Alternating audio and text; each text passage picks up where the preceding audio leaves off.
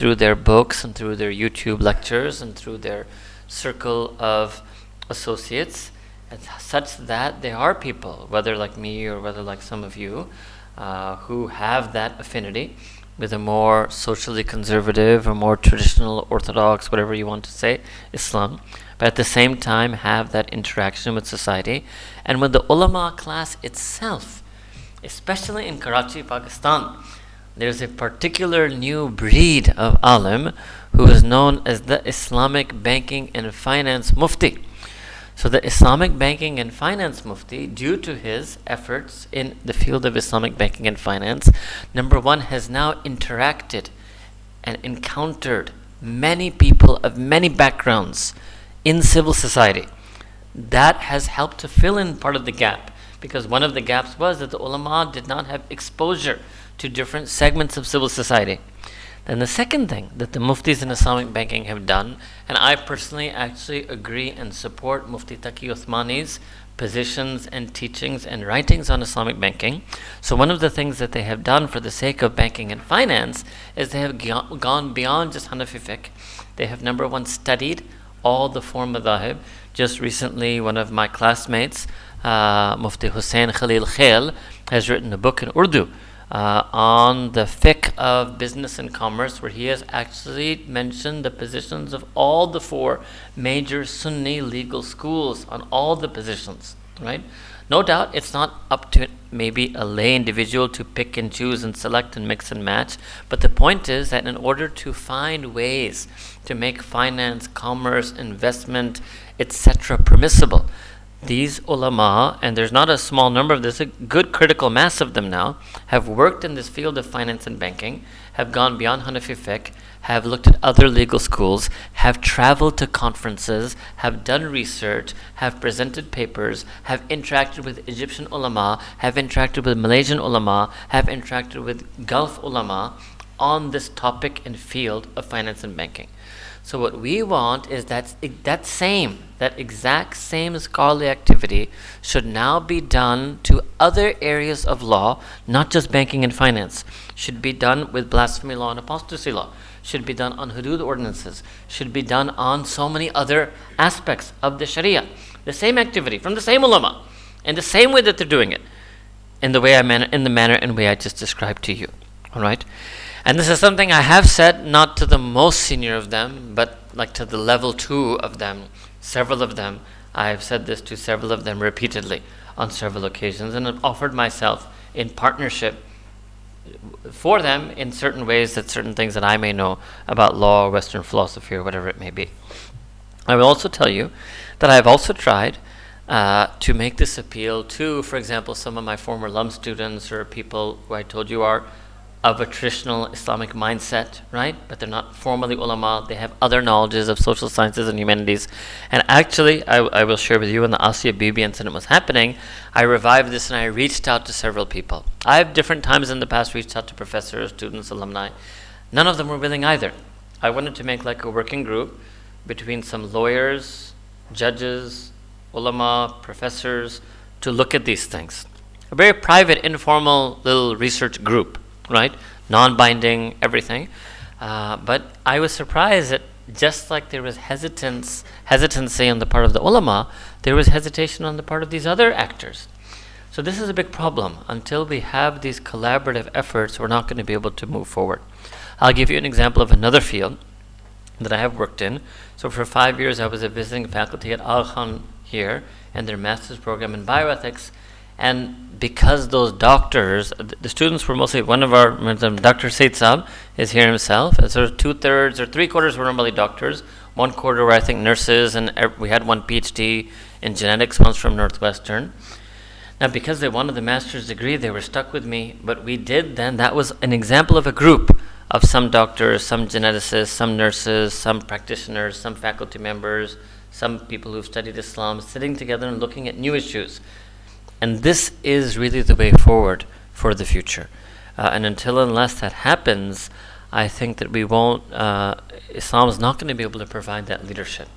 I would also suggest, in light of what I mentioned yesterday in terms of our dawah to insan.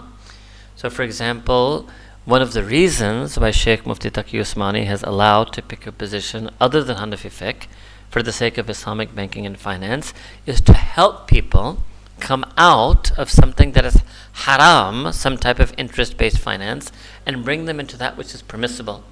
Well, similarly, I would argue that if there's a fiqh position on, let's say, blasphemy law, that is a valid position from another legal methodology, that would make Islam more reasonable to non-Muslims and help them to maybe accept Islam, or maybe even make Islam more reasonable to Muslim youth, and they wouldn't feel so shy and embarrassed about Islam if this was the reason that was given in banking and finance for taking other positions. Why can then dawah not be a reason for this, right? But these are all ideas I have. These are not things that have been decided, and certainly not things that have been agreed upon by different ulama.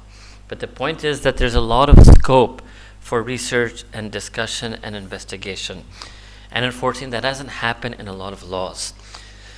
Then I will tell you a few more things, all right? But just so you know about the blasphemy law issue, which I just want to show you what I did not discuss with you, there's a whole legal aspect to it. So some people made this argument that, well, if it's the law, so forget whether the law was made on Hanafi fiqh or the law was made on some other fiqh, but if it is law, then the Supreme Court's duty is to uphold the law. That argument is legally correct, right? That obviously any court is charged with enacting the law of the land. So if the government had hired me as their advisor, which they didn't, what I would have told the government to do is the way around this is they should pass a resolution in Parliament, and the resolution should say that from now on any and all laws in Pakistan that are based in any way on Islam, any and all quote-unquote Islamic laws in Pakistan must be based on Hanafi fiqh.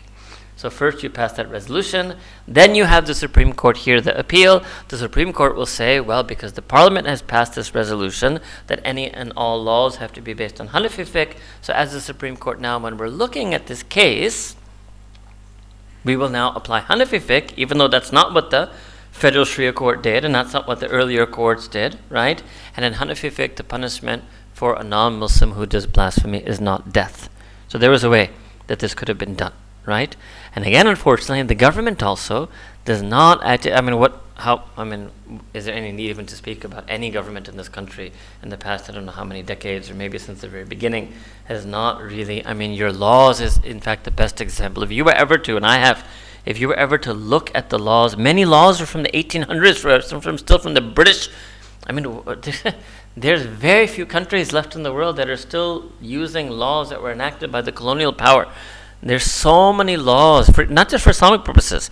Pretty much almost all the laws in this country need to be entirely reconsidered, redrafted, rewritten. Then I also want to tell you that let's take the hadood ordinances, because this is something that like I told you, the illiberal secular crowd uses to critique Islam. Hadood ordinances and blasphemy law are two of their favorite topics, right? They want to reduce all of Islam to just these two things. So there's also, I told you one is the legal aspect, one is the social reality, which means the statistics. No one in this country has ever been... Papa? Yeah. Let's Okay. sleep. You're sleeping? Okay. Hold on. I'll put you to sleep.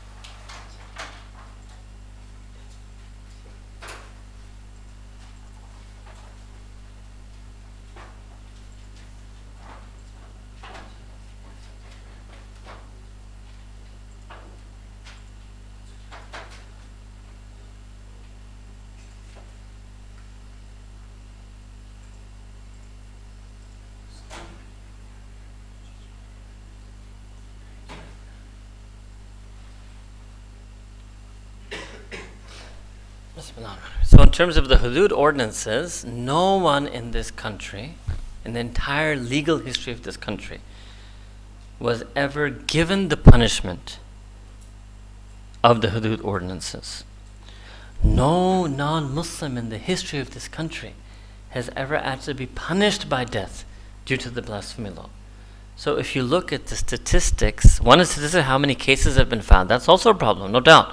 That's when people were accused, they were falsely accused, they were kept in jail, the process isn't correct, the court process isn't correct, the police process isn't correct, the jail system isn't correct. But all of that is messed up for every law, whether it's an Islamic law or regular law. Those are systemic problems that for whatever reason the governments of this country have allowed to exist. But statistically, the punishment has never even happened. So when the illiberal seculars of this country do a disservice to their own country by speaking about this so much, and then they give this negative impression in the West, so very educated people in the West they actually think that non-Muslims in this country are being killed periodically because of blasphemy, and it's never even happened even once, right? And it's unfortunate. In America, we call it Islamophobia. This is sort of a certain, very right-wing Trump, Fox News type phenomenon where people try to create a fear, a hype, a hysteria, fear-mongering about Islam. Fox News is nothing compared to the illiberal seculars of Pakistan. The amount of fear and hype and hysteria they create about Islam and Sharia and these laws is way more than anything people in Fox. If these two if they hear this and they get together, then so these are things I wanted to mention to you about this issue of blasphemy law. So a lot of it does have to do with the legal culture of this country, a lot of problems with the law in terms of the way it was drafted, the way it is applied, the court procedures, the evidentiary requirements, all of these things.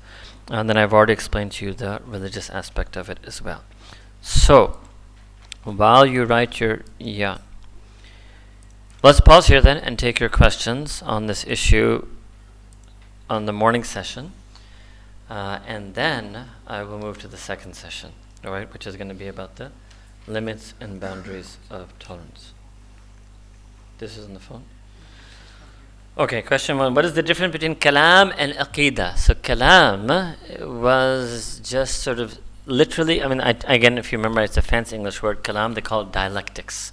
So ilmul kalam partly derived from Greek logic and philosophy, how to debate with someone on the basis of certain agreed upon first premises and principles of reasoning and argument, in which you cannot make a logical fallacy, otherwise your argument is misproven.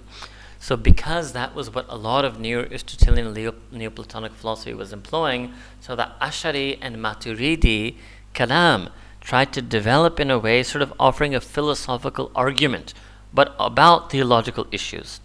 Aqidah or aqaid refers to the beliefs themselves. So you will find, for example, an aqidah work by Abu Ja'far al-Tahawi rahimahullah ta'ala, a matan, which is a creed. In English they call it a creedal statement, where it mentions very simply, basically, what your core theological beliefs are. So that is the difference between kalam and aqidah.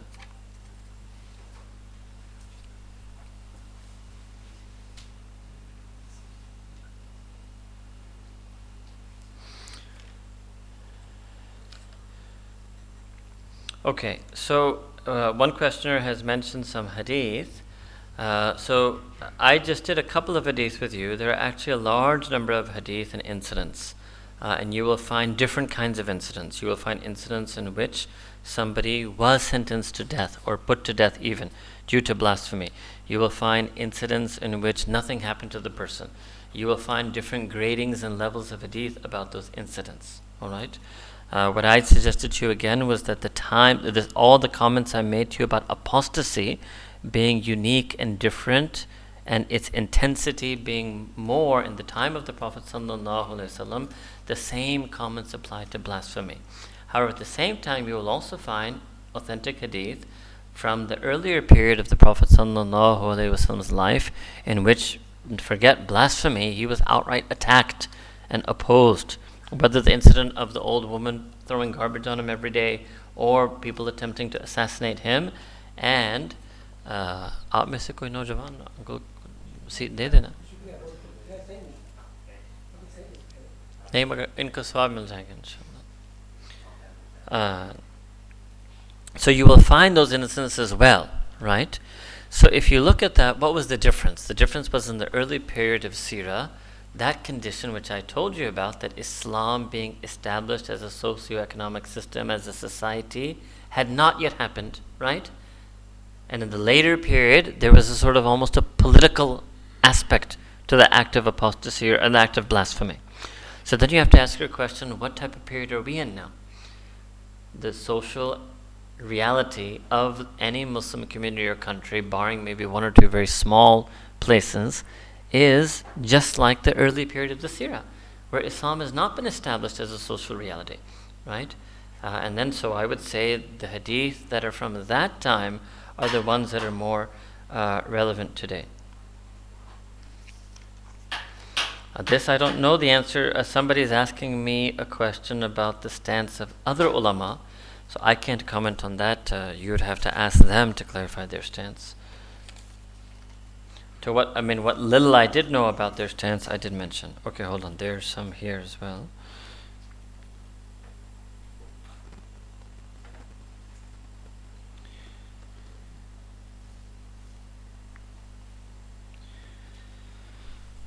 Okay. Will Saudi Arabia be considered a secular state, or will it be an Islamic state? I think everybody should really know the answer to this question. Can Saudi? Okay. And but the questioner is suggesting that if you think it's a secular state, could Saudi Arabia have a leader who's a non-Muslim? So first of all, I told you when I was saying that a secular state could even have a non-Muslim leader, I told you that that's even something open to debate. Because even then, a Muslim leader would obviously, because they have buy-in on the vision and mission and ideals and ethics of Islam, they would be more considerate and more caring for the spiritual and religious sensibilities of the Muslim population, even if the country is secular. So even in that case, it would be better for the leader to be a Muslim. But in the particular case of the current territorial geographic nation state of Saudi Arabia, because that happens to contain Haramain Sharifain, Makkah Mukarramah, Medina Munawwara, so definitely the leader of Saudi Arabia, no matter how non-Islamic or un-Islamic or anti-Islamic in some ways even, just keep giving me the Umrah visa, but how anti-Islamic the Saudi government may be, the leader should still be a Muslim, obviously, because of Makkah Mukarramah and Medina Munawwara. So that is no doubt a unique case, and we thank the questioner for giving a chance to us to clarify that through Q&A. Can a person who commits blasphemy be given a punishment other than death? So yes, that was something that we talked about, that obviously, and you can think that even in Europe, and the European Court of Human Rights and the EU, they also process hate crime and hate speech. Now, they're not going to do it when the Charlie Hebdo magazine says something about us, but they will do it if somebody writes something about the Holocaust, right? So they may not be exactly neutral or impartial or fair in their application of it, but they still have this concept, and it's there in America as well. So there's a crime known as hate speech, and obviously it's a punishment other than death, but there is a trial and a punishment given for this crime. Potentially that could be something that I told you that Council of Ulama and lawyers could look at. That would be something they'd have to put on the table and look at the entire European Court of Human Rights and different world jurisdictions, criminal law for hate speech, hate crimes, inciting bigotry, etc., prejudice, racism. These are still crimes in the United States, right? So yes, a person who does blasphemy definitely can be given a punishment other than death. So that kind of answers their second question, because they were suggesting if it goes entirely unpunished, then it could lead to greater problems. So I'm not suggesting that it should be entirely unpunished.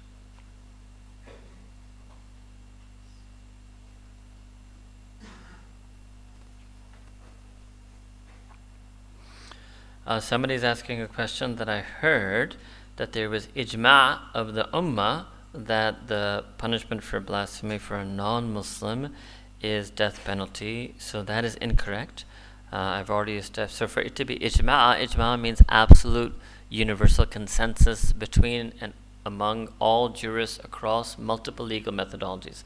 And that is not the case, because in the Hanafi fiqh, the punishment for a non-Muslim who commits blasphemy is not death. So the claim of ijma' is a false one. If someone had asked us at the time of Asiya Bibi, what was the opinion of Ahlus Sunnah wal Jama'ah, what should we have replied to them as students? So this is what I was saying, that this was perhaps, it would have been better if the scholars had replied, rather than you have being put in that position. All right. Okay. So a questioner asked about the hadith that mentioned the 73 sects. Yes, the word sab'een sometimes in Arabic was just used to denote many. So, for example, Sayyidina Rasulullah sallallahu alayhi wasallam, he said that Iman has 70 odd branches. And by 70 odd means 70 something. Some did take that literally. For example, Imam al-Bayhaqi, Imam Badruddin al-Aini actually tried to enumerate and list the 77 branches. And others said that no, the word 70 just means a large number. Sort of like in English you have few, several, many, words like that. Either way, so it could be, there's no definitive way. It could be literally the number is the same, because there's a sense of symmetry that the Prophet ﷺ said that the Ahl Kitab had 73 and you will also have 73, right? They had 72 and you will have 72 also, that are incorrect and one that is saved. But yes, technically speaking, 70 could be referring to just a large number. Can we pray behind different theologies? So that's, let me now, if that's the last question, then I will I will finish these slides with you, and I'll handle that question when I do these. Not these slides, I'm still finishing the old one.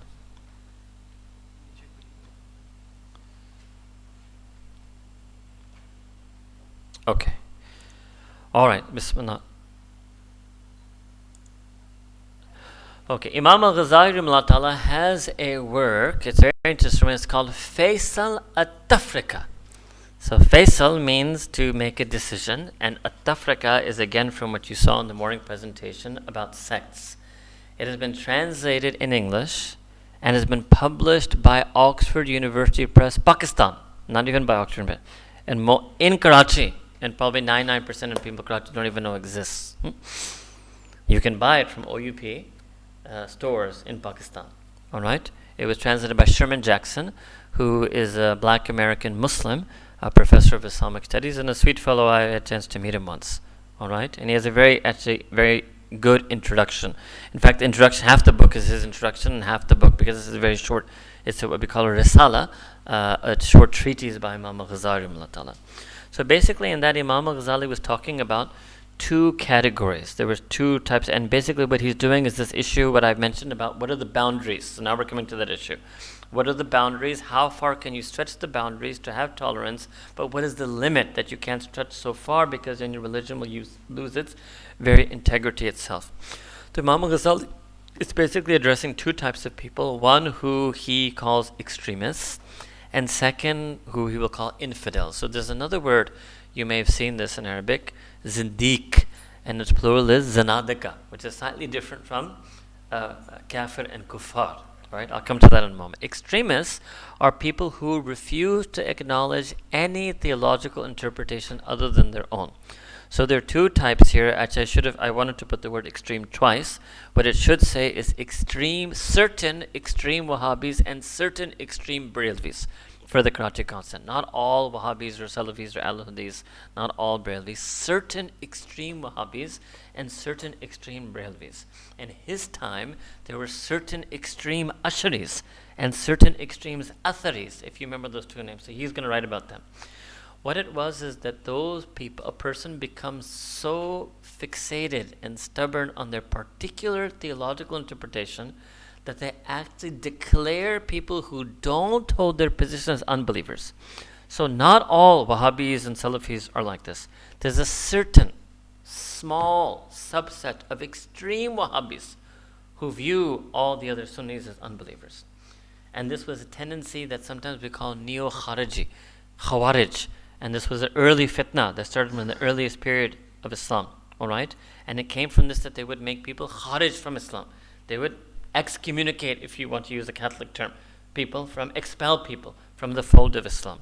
Just like that, there's certain, not majority, small, minority, very small subsets, certain extreme Barelvis who have this position as well. And one of the examples of that now addresses this question is if you see them in Medina Munawwara and Makkah Mukarramah, they do not pray in Jama'ah in Haram al-Makki, in Masjid Nabawi, because they're wrong, but it's not an honest position, but they honestly, they believe that the Imam is a kafir, right? And therefore they don't pray. Very rarely they're bold enough to do their own Jamaat, otherwise you'll see them, sometimes they walk around barefoot also. There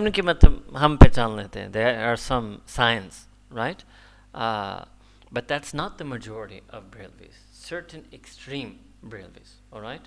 So this is an example then that even within those theological groupings that we keep within the borders, we don't say that outside of Islam, there are some fringe extremist subset elements of those groups, right, that can have issues. Okay? All right. Then is this, where did you? Okay, so actually this is the reply to the extremists, and the reply to them is that the domain of theological interpretation is wider than they allow. So that would have actually sort of been over here. All right. That's all the reply I will give right now to the extremists. All right, and I will show you what Imam al-Ghazali wrote. So this is a direct quote from Imam al-Ghazali's work, Fasila Tafrika. If you are fair, you will probably know that anyone who gives any particular thinker a monopoly over the truth is himself closer to being guilty of unbelief. Because he puts this particular one thinker in the position of the Prophet ﷺ, because it's only Sayyidina Rasulullah ﷺ who alone is exempt from committing errors in doctrine, and through whom alone faith, iman obtains by agreeing with him, and kufr obtains by disagreeing with him. The reason I plucked this passage out to you, this is the core of Imam al-Ghazali's argument, and I'm going to use his argument, and I'm going to present to you his understanding of what are the boundaries and limits of theological tolerance. Okay? So what he's saying here, number one, is that, so I think maybe I have this for you. Let's just finish the second quote. Also, he writes that there should be no branding any person, an unbeliever, over any secondary issue whatsoever as a matter of principle, except if it's a secondary belief transmitted through tawatur. All right, so these are the things I have to explain to you about Imam Ghazali's position.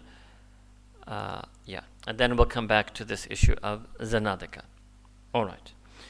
So in this book, what Imam Ghazali tries to identify is what is the core value of belief. All right? And that I think is now here. No. Where's part 3? Is it part 3?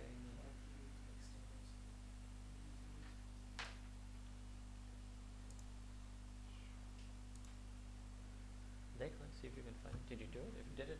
Yeah. Good. Base that? No problem. Okay, let me build up for you verbally, and then, maybe we'll get the slides or maybe we won't, but I can tell it to you verbally. Belief in the... let me just do it from my notes. Hold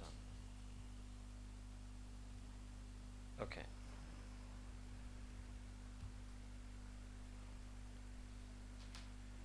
Or maybe I didn't give it to you. It's possible I didn't send it to you because we didn't do it. I just made you do the quotes. I didn't give it to you. It's my fault. I have it here, but I never give it to you. Okay, so I'll do it from here. Core beliefs. Number one, God, Allah subhanahu wa ta'ala, His existence, His oneness, and all of His attributes as they are known in Quran al-Karim. That is a core belief. So what does it mean? If somebody says, I believe a God exists, but I believe there are two of them outside the religion of Islam. Somebody says, I believe a God exists, and I believe the God is one, but I don't believe He's Rahman outside the pale of Islam. Do you understand? Now, when I say this outside the pale of Islam, be very careful to understand. This is not being intolerant. This is not being rigid. every religion, any atheist professor of religion in the West will also tell you to be a religion means a religion is a set of shared and common theological beliefs, right? And anybody who doesn't share that core common set of religious beliefs will be outside the religion. Okay? Now let me show you another thing. Let's say somebody comes to you and says that I believe in Allah, I believe in God, I believe that God is one, but I don't believe He's Rahman, right? And I tell that person, well, okay, then you're not Muslim. And then that person tries to cleverly, sneakily deceive you by saying, but I believe in kalima, because kalima just says, La ilaha illallah Muhammadur Rasulullah. Our kalima is the same. And they insist this, that it's the same kalima. Because there's no mention of Rahman in kalima, right? In the kalima, there's no mention that Allah Ta'ala is Ar-Rahman. So they try to deceptively tell people that no, I should be viewed as a Muslim because I believe in the same kalima. You understand? That is the same deception that the Qadianis do when they say we believe in the same kalima, La ilaha illallah Muhammadur Rasulullah sallallahu alaihi wasallam. There's more. It's not just that. This is why it's important to understand what are the core beliefs. So core beliefs about God, understood His existence, cannot deny exist, that's atheism, His oneness, and number 3, all of His attributes that are mentioned in Quran al-Karim, and number 4, all of His actions that are mentioned in Quran al-Karim. Now that gets more problematic, because watch, problematic for some people. Allah subhanahu wa ta'ala in Quran has mentioned not once, many times, that He will be placing certain human beings in Jahannam. Alright? It's clearly mentioned in Quran. Right? Who they are, fine. None of us, except for Abu Lahab and a couple of, they're mentioned by name. Right? Beyond them, we don't know. Somebody comes, now secular, semi-practicing, cultural, Pakistani Muslim says to you, that I believe in God, Allah, I believe He exists, I believe He is one, I believe in all of His attributes in Quran, but I don't believe He will ever send anybody to hell. It's a very sweet belief. I understand why they're saying that. They're focusing, this other opposite. The first example is denying Allah Ta'ala Ar-Rahman. This person is, alhamdulillah, overwhelmed by Allah Ta'ala being Ar-Rahman. But they're denying an act of God that has been mentioned by God in Quran. I know people like this, okay? Some of you may know people like that. I know this is a case where I told you I'm not going to do takfir of that person. Remember I told you, Nasir, that there are going to be some things which I will clearly establish are contradicting the core beliefs, but we're not necessarily for certain reasons going to declare that person an unbeliever. So with this type of person, I will understand that they're misguided. Sincere, but misguided. And the ones who we're going to be more bold about declaring their unbelief is the ones who are insincere. In fact, the ones who are deliberately trying to mislead. Okay? And that is also going to be the case with the Mirzais and the Qadianis. Right? But now you understood what are the core beliefs about God. Existence, oneness, attributes, and acts. Those that are mentioned in Quran. Alright? If there's something in a Zaif hadith and a person says, I don't believe that, they're still inside. We can stretch it for them. Okay, you don't believe that. Something is in a Hasan hadith. We can stretch it for them. They're still inside. Something is in a Sahih hadith, but it's not mutawatir. You can stretch it for them. They're still inside.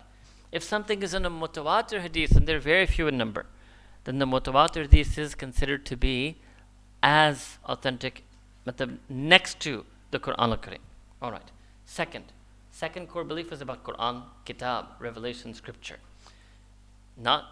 Belief that it is revelation from Allah subhanahu wa ta'ala. Second, belief that it is the final and last revelation from Allah subhanahu wa ta'ala. Third, belief that it is perfection. And fourth, belief in its completion. So now let's look at this. For example, if somebody says, no, I believe in Quran, but I believe that there's another wahi that came afterwards. No? If they try to cleverly say, I believe in La ilaha illallah Muhammadur Rasulullah, I pray 5 times a day, I pray towards Kaaba, I fast in Ramadan. They keep saying the list. I do this, I do this, I do this, I do this. I say you do everything. But you believe in another wahi, another kitab, another scripture in addition to Quran, after Quran? So no, it's a core belief. I can't stretch. I want Quran to stretch in the name of tolerance, pluralism. I want to stretch the boundaries, but I can't stretch it that far. You've crossed the limits. If that is true, okay, and then they try to respond to me, I believe in kalima la ilaha illallah Muhammad Rasulullah. I mean, the kalima doesn't even mention Quran, right? It's a strange tactic. Then I will realize if a person responds to me like that this is tactics and strategy. And that means they're not sincerely misguided. They're misguided and trying to misguide others. In that case, I will proclaim them. I will proclaim their unbelief, and that is called takfir. Now, the same thing I just said to you about the Quran Karim being the last revelation, it's exactly the same thing about Sayyidina Rasulullah sallallahu alaihi wasallam being the last prophet. Okay, then if I see that person, they try to give sneaky, logical interpretations and say, well, where technically in Quran does it say that the Quran is the last book? Huh? Is there any ayah? Can you think? Any Hafiz here who can tell me where word for word it says that? Right? The meaning is there, but it may not be exactly word for word. Right? I will realize, then this person using tactics and strategy means they're misguided and misguiding. I must reveal and proclaim and publish their kufr. You understand? Because it's an attack on Islam. They're trying to hijack Islam because they're claiming that I believe in Islam. They're claiming that they believe Islam, and that what is Islam? That Islam is to believe in another wahi after Quran also. We said, no. First, it's wrong. You want to do it individually, privately? Okay. No, you want to tell people that that's what Islam is? You'll be outed. You will be proclaimed and publicly announced as unbelief. You understand? Third core belief. Third core belief is obviously prophethood. Sayyidina Rasulullah sallallahu alaihi wasallam. What? Number one, that in his nubuwah itself, that he was a prophet. Second, the finality of his prophethood. And third, the perfection of his prophethood. Three things. Any one person who doesn't accept all three is not accepting a core theological belief of Islam. If they say, I believe in the Prophet Muhammad sallallahu alaihi wasallam as a prophet, but there was some imperfection left, therefore some other fellow had to come. That's what it means, by the way, although they won't profess it that way. Anyone who believes in any prophet after Sayyidina Rasulullah sallallahu alaihi wasallam is saying that the nubuwah of Mustafa sallallahu alaihi wasallam was not kamil mukammal, had some nukus, gap that had to be filled in by someone. It's not just a question of, it's also finality, but it's also a stain on the perfection of the Prophet sallallahu alaihi wasallam. We will say no. If they try to say, but look, I believe in La ilaha illallah, I believe that there's no God except for Allah, and I believe Muhammad Rasulullah sallallahu alaihi wasallam, I do believe Muhammad was the Prophet of Allah. I say, fine, you believe in the kalima, but there's more than just the kalima. There's more than just the kalima. All right? Core belief in God, understood. Core belief in revelation, wahi, kitab, scripture, yani, Quran, understood. Core belief in prophethood, yani Nabi Kareem sallallahu alaihi wasallam, understood. Actually, it goes backwards also. You know that from Quran. If somebody says, I believe in the Prophet Muhammad sallallahu alaihi wasallam, but I don't believe Jesus and Moses and Abraham were prophets, but I do everything you do, I fast in Ramadan. So if they negate an earlier prophet, just same thing, if they add another prophet or they subtract a prophet, if you subtract a prophet, you're not Muslim. If the person insists, why? I don't understand. You know this is what the Qadianis keep saying. Hum wohi roza karte hain, wohi namaz padhte hain. You do every single thing, and you say, okay, even let's say some prophet who we don't even know so much about in Quran, right? Let's just say Nabi Sheeth or something, or Zul Kifl. You say he's not, or you subtract a prophet, go out beyond the limits. We cannot stretch it for you. Adding or subtracting. Fourth is the akhirah, hereafter. Sometimes we call it mabda ma'ad, hereafter. So that has its own components, such as resurrection, life after death. I mean, somebody comes up with this, I believe in Allah subhanahu wa ta'ala, His existence, oneness, attributes, acts. I believe that Quran Kareem is perfect, final, complete revelation. I believe in the Prophet sallallahu alaihi wasallam as the final perfect prophet. I just don't believe in an akhirah. Right? But I do everything you do. I pray everything. I said, no, it's a core belief. Core belief. Resurrection, you need life after death, to be raised again. Number 2, day of judgment itself. And number 3, akhirah, be that Jannah or Jahannam. Allah grant us all Jannah. Right? These are the 3 things. Right? Somebody says, I believe we'll be resurrected. There's no day of judgment, but just somehow we'll end up in Jannah or Jahannam. No. Somebody, that sweet fellow, says, I believe in resurrection, I believe in day of judgment, I believe in heaven, but I don't believe in hell. I think God just said that metaphorically to scare people. There can't really be a hell. Sweet. If I see they're sincere, misguided, I won't proclaim their kufr. I won't do takfir of them. I'll guide them. I'll work with them. Even if they're stubborn, I still won't proclaim it. Because that's sincere misguidance, as opposed to insincere dajjal, lying and misguiding others. Now you understand what I told you earlier. What is kufr and who will you proclaim as unbelief? All right? Okay.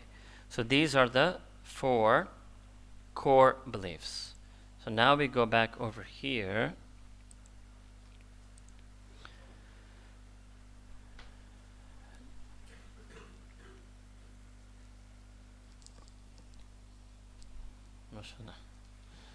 Okay. We go back here to this issue of infidels. So zindiq, you can think, is that kafir whose kufr will be proclaimed.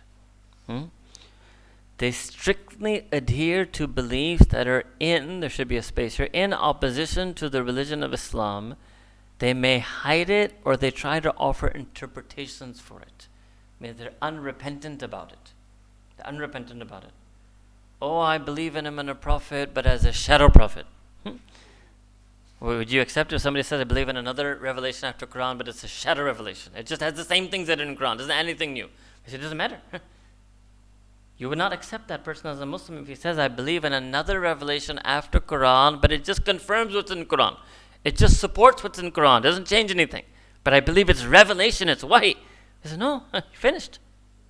Outside, you crossed the limits. So even if they make this claim that I believe in a prophet, but he didn't bring anything new, then they have all their weird logical arguments. He didn't bring a sharia, he's zilli, he's in the shadow, he's in the shade. But I'm going to show you the slides, from their own works with references, all right? From Qadiani sources. I'm not going to show you anybody's refutation of them. Their own, they say in English, from the horse's mouth, all right? Okay? So this type of person is known as a zindiq. All right? Okay. Now I want to tell you, because don't get riled up, you cannot do any violence to this person. Don't think like that. You cannot lay a finger on this person. But you will view them in a certain way. They will be regarded in a certain way, because they've chosen to try to hijack the deen of Islam for their own clear beliefs that are in opposition to the religion of Islam. All right? Okay. So this is one more thing that's not on the slide, unfortunately, because I didn't prepare it. Imam al-Ghazali, like I gave you his statement, quote, this was for what he would say to the extremists, right? So now you just have to listen. What does Imam al-Ghazali rahimahullah ta'ala say about the zanadika, about the zindiq? He says, unbelief, kufr, is to deem anything that the Prophet sallallahu alaihi wasallam brought or said to be a lie. Takdhib Rasul sallallahu alaihi wasallam. No, it's not there. Just the one thing that's on the slide. And Iman is tasdeeq Rasul sallallahu alaihi wasallam. Iman means to believe everything that he brought, whether he was the agent of revelation or whether it was his lived life and teaching, to be true. So then Imam al-Ghazali says that based on this definition, Jews and Christians are unbelievers because they deem one or more of the prophets to be a liar. In other words, Christians don't believe that the Prophet Muhammad sallallahu alaihi wasallam was true when he claimed prophethood, when he professed prophethood. They viewed that he was lying. So they did takdhib of Rasul sallallahu alaihi wasallam. So therefore they're outside Islam. But that's, Christians would be fine with that also. Christians would say, yes, of course. Any educated Christian would say, yes, that's why I'm a non-Muslim. No educated Christian would say that calling me a non-Muslim is a slur. Just like I, Kamaluddin Ahmad, am a non-Christian. Why? Because I believe in an extra prophet, right? Right? So whether you add a prophet or subtract a prophet, this is how boundaries of religion are determined. Okay, why is a Jew a non-Christian? A Jew is a non-Christian because they don't believe either in the prophethood or divinity of Jesus. They don't believe in Jesus, Nabi Isa alayhi salam, right? Why is a Christian a non-Jew? A Christian is a non-Jew because in addition to Musa alayhi salam, they believe in another. They add a figure, Isa alayhi salam. So this is clear. This is how religion works. When you add a prophet, you become a new religion. When you subtract a prophet or you don't accept another prophet, you become another religion. So in the same way that every Jew in the world is a non-Christian and a non-Muslim, every Christian in the world is a non-Jew and a non-Muslim, every Muslim in the world is a non-Jew and a non-Christian, every single Qadiani in the world is a non-Muslim. There is no need to be shy about this. This is another thing that the illiberal but to be fair to them, actually, in this case, this is their liberalism thinking. Now, the arguments they make and the answers to them, all right? Because that's more important to you. I don't think, if I have to convince you of that. And I should also tell you, number one, this is not something special for Mirza Ghulam, Mirza Qadiani. There have been others in the past. It starts from Musaylimatul Kazzab. It ends with Mirza Qadiani. And even there are one or two quacks, I think, since then also who have also tried to claim prophethood. So it's not just about, it's anyone who has claimed prophethood, that claim has been refuted, right? But this is a special case because they haven't just claimed to believe in a prophet, they've claimed that that is Islam. For example, the Baha'i religion, they actually were Muslim. Then they believed in another person called Baha'u'ddin as a prophet. But at least they had the intellectual honesty to say, we're a new religion now. And they called themselves the Baha'i faith. At least they had that honesty, right? Because they knew that when you add something, you become a new religion. All right? Okay. Our fellow educated, the vast majority of English educated Pakistanis in this country do not believe Qadianis to be non-Muslim. I would go so far to say 80 to 90% of the English educated Pakistanis do not believe Qadianis to be non-Muslim. What has led to this confusion? What's led to this confusion is an application of universal human rights liberalism to an area which is religion in a way that it's not supposed to be applied. So let me go through the arguments and the responses to them one by one. All right? And then I'm going to show you a little bit about Mirza Ghulam as well. But it's actually irrelevant. It doesn't even matter who he is. He could be the most amazing human being who was alive at his time. Far from it. But even if he was, it's irrelevant. He would not be a prophet. Right? Okay. Number one. Who are you to declare somebody a non-Muslim? That is between them and Allah subhanahu wa ta'ala. Allahu Akbar. Who are you to declare someone a non-Muslim? That is between them and Allah subhanahu wa ta'ala. The answer is no. The answer is no, not in this case. Not in every case. Right? Any human being who openly professes and strictly adheres to a belief that is in opposition to the religion of Islam, and they try to hide it or offer interpretations for it or present it. I should have added, because for the Qadiani example, and they present it as Islam, it's no longer just between them and Allah, it's between me and them now. I'm not going to do anything to them. Maybe I think I better clear that up first, right? Before I go further on this. But the first question is, it's not just between them and Allah subhanahu wa ta'ala. All right? Okay, I'll give an example. If I call Richard Dawkins a non-Muslim, Richard Dawkins will give me $100 probably, be so happy. right?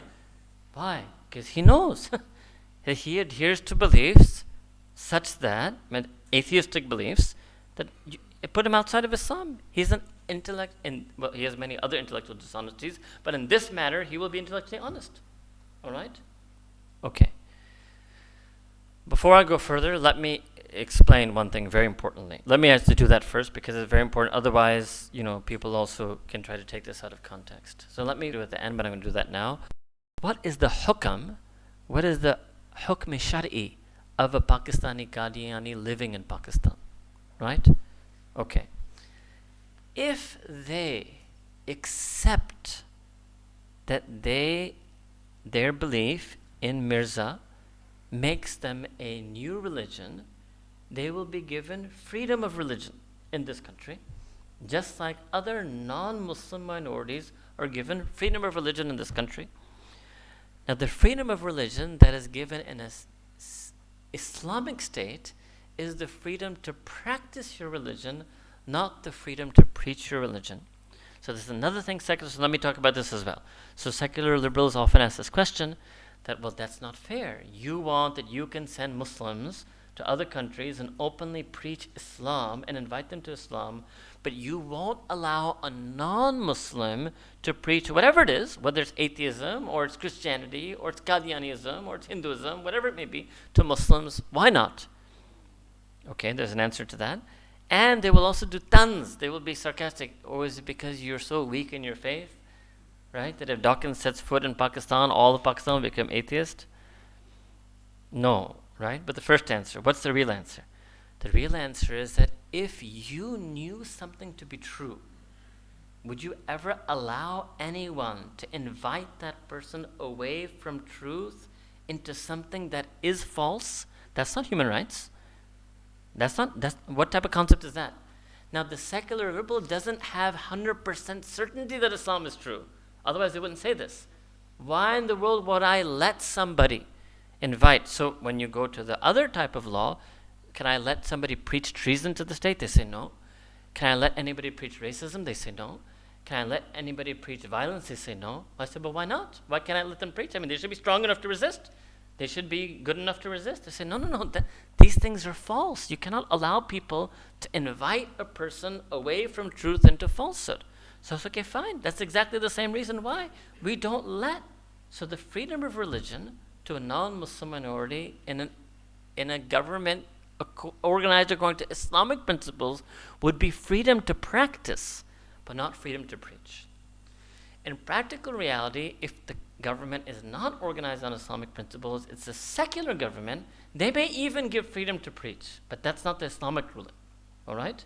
Okay? All right. That was if freedom to practice their religion but not preach it will be granted to Qadianis when they accept that they are not Islam. However, if they insist on hijacking Islam, insisting that they are Muslim, or they are also Muslim even, right? Not just that they're only Muslim. Although I'm going to show you, that is Qadiani belief, by the way. I'm going to show you that. That's also something people don't realize. That the very Mirza who said that the people who don't believe in him are kafir, right? So why can't we, all right? But if they will not even be given the freedom to practice publicly then, but they will be given the freedom to practice privately in their own home. Okay? If they accept they're not Muslim, they will be like any other non-Muslim minority. They have the freedom to practice publicly in the open. If they don't accept that they're not Muslim, then they will be given the freedom to practice privately in their home, but not publicly, openly. Right? So like Christians can open a church, no problem. They can open up a church. They can have a public service, right? Okay? All right. Next. What about their rights as citizens? In that sense, even an unrepentant Qadiani who is a Zindiq and who insists on claiming that he's Muslim will be granted full rights as an equal citizen in Pakistan. As far as the relationship with the state goes, nothing. There will be no violence that is allowed to them. Anyone who commits any act of violence against any even entirely unrepentant Zindiq Qadiani will be arrested and tried and prosecuted under, I know this doesn't happen in Pakistan for anything, but in theory, will be arrested, tried, and prosecuted under law as they would have been if they committed an act of violence against a Muslim. There's no difference. All right? So in other words, you must understand that our position on Qadianis is entirely non-violent, because there's another thing Qadianis love to spread all over the world. No doubt, I know there have been incidents of violence here. I'm not trying to deny that, right? But the Islamic position is not that violence should be done unto them. Okay? All right. Next question. Can a Qadiani be appointed foreign minister, justice, economic advisor, nahi samjhe? All right? Okay. Now pause for a moment. I'm going to tell you something else. No citizen who has established in them, I'm going to give you another context. In America, no citizen, no U.S. citizen of any culture, race, religion, background, no U.S. citizen who has an established, documented, public record of racism will ever be appointed to any government office because of their known and established record of racism. At least pre-Trump, this was the situation. All right? Okay. But Americans would tell you that this should be the situation. Okay? At least that's the ideal. Any Qadiani who insists that they are Muslim and believes in the things I'm about to show you is what in English we would call a bigot. They have bigotry and bias and prejudice towards Islam. Given that in Pakistan, the overwhelming majority of the population is Muslim, over 90% of the I think Hindus and Christians are very small, right? Over 90% of the population is Muslim. Any human being, whether they're Qadiani or not, who has a documented, established position of bias, prejudice, and bigotry and hostility against the overwhelming 90% plus majority of the people of the country should not be appointed to any government office. If a person claims that this one individual Qadiani has a unique, irreplaceable skill or knowledge, then they will be appointed in a manner that is as limited and restricted and supervised as possible. There is no economist on earth right now who has any particular skill that cannot be found in some other economist. There's no economist like that on earth. All right? Okay. Is it permissible to marry a Qadiani? No, it is not permissible for a Muslim man or woman to marry a Qadiani woman or man. What if there's an individual Qadiani, and there are quite a few of those as well. In fact, most of the committed Qadianis have fled this country. Actually, that's another thing I should tell you. And actually, a lot of them are like in UK, Norway, Canada, US. I don't think you people know, you should, well, you could, I wouldn't say should, I say you could, Google them and see. They make huge masjids in America, huge masjids in Canada. They go around just saying Islam, Islam, Islam, right? I will tell you my own personal story, right? When I was 17 years old, and I was a freshman at the University of Chicago, there was a friend of my brother's. My brother was older than me. He went to Georgetown. There was one of his friends, his college friends at Georgetown, who had come to University of Chicago Law School. All right? I had met him when I went to visit my brother. So, here I will have to tell you other things and that I don't really want to tell you. Let's just say this, I really didn't know anything much about Islam at that time. Let's leave it at that, right? But this fellow invited me to go with him for Jummah, right? And I had started praying Jummah at that time on campus. And he said, let's go into the city to a masjid. So I was very curious, and you would find this very strange. This is the first time in my life I ever prayed Jummah in a masjid. But it's not really going to turn out to be a masjid, All right, because I didn't know what this fellow was. All right, so this fellow took me downtown in Chicago to the masjid. We prayed Jummah. Yeah, everything was exactly the same. The prayer, everything was exactly the same. After the prayer, wallahi, I remember this. After the prayer, the fellow, whoever the imam was, or their community leader was, stood up, and it was December. I remember this. It was the end of the year, and he stood up and he asked, "How many of you have married Muslim girls this year?" I was like, "Oh, these guys are really." I was a 17-year-old unmarried guy, right? How many of you have married Muslim girls this year? Then, how many of you have been able to convert them? I got confused, right? What is he talking about? And then he kept saying certain things, and I realized that this is something else, Okay, my friend, to be fair to him, it wasn't Allah knows what his intention was, but let's say I'd be extra fair to him, because he was very embarrassed. He was not happy that all of this stuff happened, right? Probably his intention was to slowly try to work on me, but things went, Allah Ta'ala had another plan for me in life, I think, right? So on the way back, we're pin drop silence. I'm just absolutely quiet. He was absolutely quiet. And it's from that day that I had this interest in researching this movement. All right. In fact, I have another even earlier experience with this, but that will require telling you even too much about myself than is in any way appropriate. Later in life, I will tell you, in 2002, I had the opportunity to spend a few weeks in an intensive course reading Mirza Ghulam Qadiani. I don't even like to use the word Ahmad with him. I just call him Mirza Qadiani. I don't even want to use the word Ahmad. I don't believe you should call them Ahmadis. Because he also, this is one of his misinterpretations, he uses the verse in Quran, wa ismuhu Ahmad, and that is, Ahmad means Muhammad Mustafa sallallahu alaihi wasallam, and he claims that verse is about him, right? That's why I refuse to call them Ahmadis, right? Mirzai or Qadiani, all right? And you will see this also, they love to call themselves Ahmadiyya, either Islam or Ahmadiyya. They don't want to be called Mirzai or Qadiani, all right? Here, yes. So I have read his own works. Unfortunately, as one of my friends pointed out, that was before Google Drive. I actually had the opportunity to be a research assistant to one alim who specialized in this, and and that alim had his original books published from Qadiani printing presses, right? Their own book. And they actually have put them on the internet also. It's there. There's a very famous multi-volume book known as Ruhani Khazain. It's there on their own websites. Actually, you will also see that they love to get websites that say Islam, Al-Islam. This is also clearly showing that they're doing what we told you, what is Zindiq activity. They're deliberately trying to misguide people and misrepresent and distort what Islam is. Okay?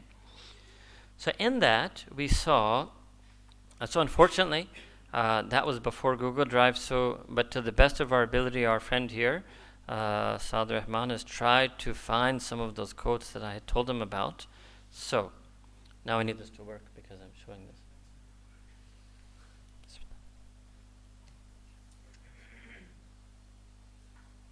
Okay. So now these are some, So these are some quotes of what Mirza Qadiani himself has said. All right.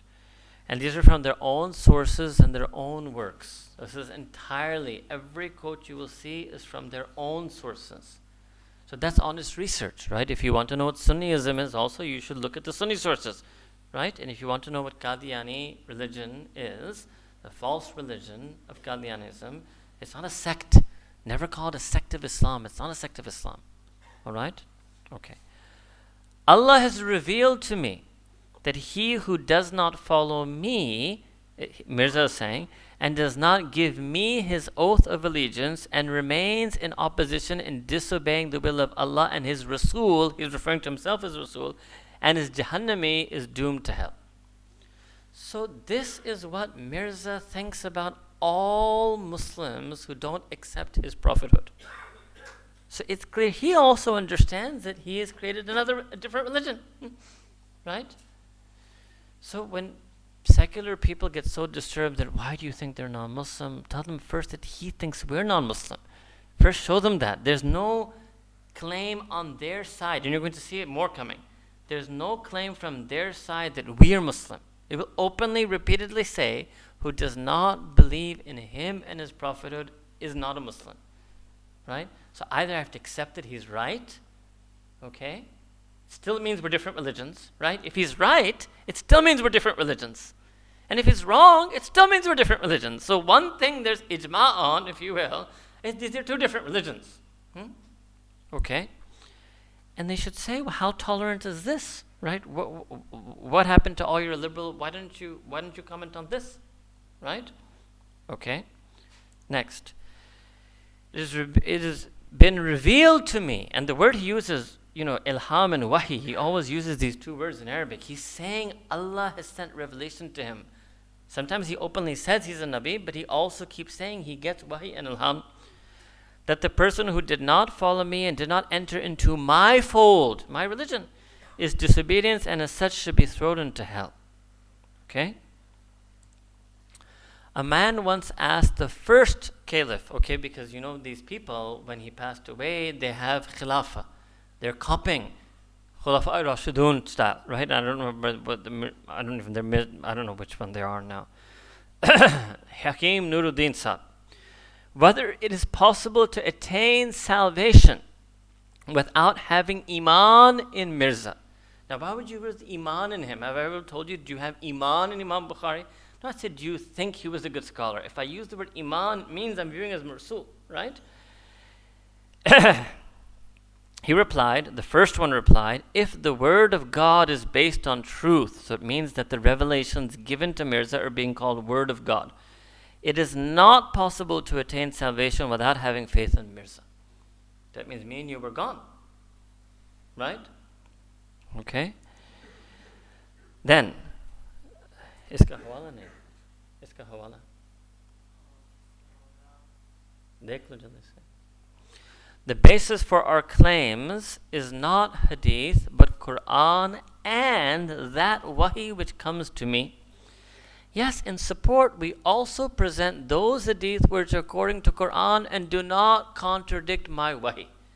So this is to show you that his claim that he accepts the Prophet ﷺ and claims he's in his shadow. No, who's in whose shadow here?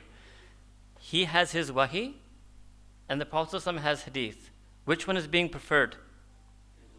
His wahi, right? So how can you say you're in his shadow? You're putting him, you're putting him, Nabi Kareem sallallahu alaihi wasallam's hadith in your shadow.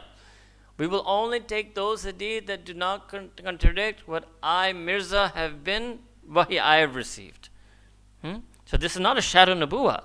This is mustaqil nabuwa. This is actually nasikh. He is this is a claim of abrogation. That his teachings, if they're in contradiction with the teachings of Sayyidina Rasulullah sallallahu alaihi wasallam, his teachings will abrogate the teachings of Rasulullah sallallahu alaihi wasallam. Can in any way this be called Islam? Can this be called an Islamic sect, an Islamic school of thought, an Islamic minority? In any sense, any Western professor of religion, if they knew this, they would also tell you, no, this is a new religion. This is the process of religion creation. They will tell you sociologically, this is how religions are created, that people come, they make claims of getting revelation, they abrogate the ones, they'll say it about us also, if he's an atheist professor, right? But at the very least, he will say that this is another religion, right?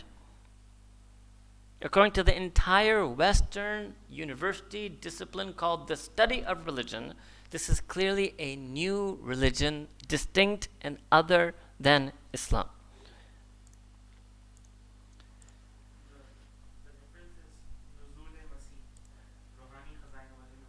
Rohani Khazain, volume number 19, is that multi-volume work I told you. You can find it on the internet, on their own website. You can download every PDF of every volume of Rohani Khazain. And you can read this, I don't recommend you to spend your time reading those things because I can tell you it's a torture for me those weeks to read that stuff, And inshallah, if I ever find those scans, Anyway, okay. The next slide is no way they're going to be able to read this. I can't even read it. I can't read it. Acha, so how can you make it bigger for me then? Hey, will that work if I do that? Let's see. There you go. Now you can read it, right?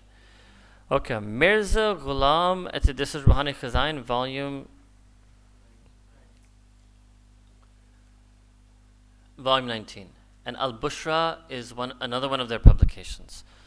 Mirza Ghulam Ahmad Qadiani expressed many ideas about the nature of God that are contrary to the Islamic doctrine of monotheism, and this is the commentary, and the sublime nature of the Creator expressed in the Holy Quran. The following are a brief sample of his noble ideas. Allah said to me, Nauzubillah, that I, Allah, pray, and I, Allah, keep fasting, and I stay awake, and I sleep. La ta'khuduhu sinatun wala nawm. Quran. And what is this fellow saying? And the wahi that he receives, Allah sleeps. Nauzubillah. Forget accepting this person as a prophet. You can't even accept him as a Muslim. Don't you understand? Forget any of the other things. Is he Mujaddid? Is he Mahdi? Is he Masih? I'm going to show you that. First he says he's Mujaddid, then Mahdi, then Masih, then Nabi. He's not even an ordinary Muslim if he says these things. Forget the rest of it. Right? Well,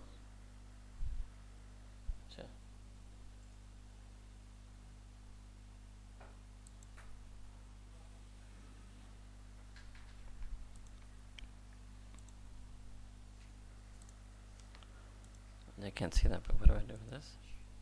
Okay. Check.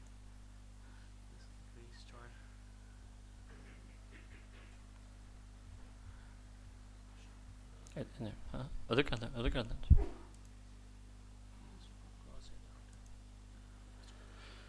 Okay. Tadhkara. Nauzubillah. Allah said, I fast and I break my fast. Rani Khuzain. Okay. Allah said, I am with the messenger, means him, and I will answer to his call. I can be wrong and I can be right. This is some other God he believes in. This is some other God. Okay? In a vision, Mirza claims, I saw God in a visionary expression and I wrote many predictions. Then I placed many papers before God for his signature. बेचारा मतलब अजीब कम अक्ल आदमी था वो इसी का था कि अंग्रेज़ के सामने दस्तखत ले रहा है सोचा तो लोगों को ये कहूँगा कि मैं अल्लाह ताला के दस्तखत लें for signature so that he may confirm my demands. I saw that God wrote something and without hesitation put his signature in red ink. At the time of signing, he, Nauzubillah, his God, jerked the pen as they do when ink on the nib is in excess and they throw it down. I was very sensitive at that time that God was so kind to me that whatever I demanded, he put his signature on without any hesitation.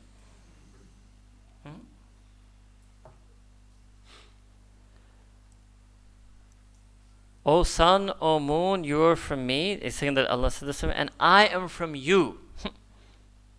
Compare this to what Nabi Ibrahim alayhi salam said, what comes in Quran, that Allah is from the sun and the moon. Lam yalid wa lam yulad. Okay, it is inspiration, Mirza. Whatever you intend for, he's saying that God revealed to him that whatever you, Mirza, intend, it comes into existence, instantaneously by order. He's claiming Godhood. This is what I'm trying to tell you. It's not even claiming Nubuwwat. He's claiming divinity here. Fa'alan lama yurid. He read it in Quran. He's claiming it for himself. Kun fayakun. He's claiming it for himself. He's claiming God gave it to him. Oh Mirza, I'm sending ilham on you that whatever you, Mirza, ever intend for, it will come into existence instantaneously by your order. He's claiming Godhood. Ilahiyat, not just Nubuwwat here. It was revealed to me, we give you glad news of a son. He will be as a symbol of truth and greatness as if God has descended from heaven. Now he's the father of God. This must be some interaction with Christians that he got some ideas like that. Okay, this was now this side.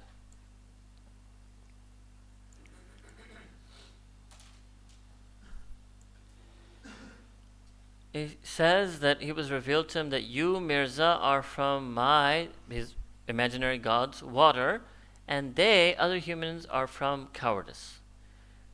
His imaginary god descended into him and said, I was a hidden treasure. This is a hadith, actually, that is not really a hadith. It's mashhur, kuntu kanzan makhfiya, that Allah Ta'ala said, I was a hidden treasure. Actually, it's not authentically established as a hadith. It's considered to be a forgery and a fabrication. All right? I wish to be reckoned. He told me that I was a medium, Mirza was a medium between his imaginary God and creation. Imaginary God told Mirza, you are just like my son. Right? Imaginary God addressed Mirza in other words, listen to me, my son. I saw I saw myself as if I, Mirza, was a woman, and my imaginary God, into me, my imaginary God's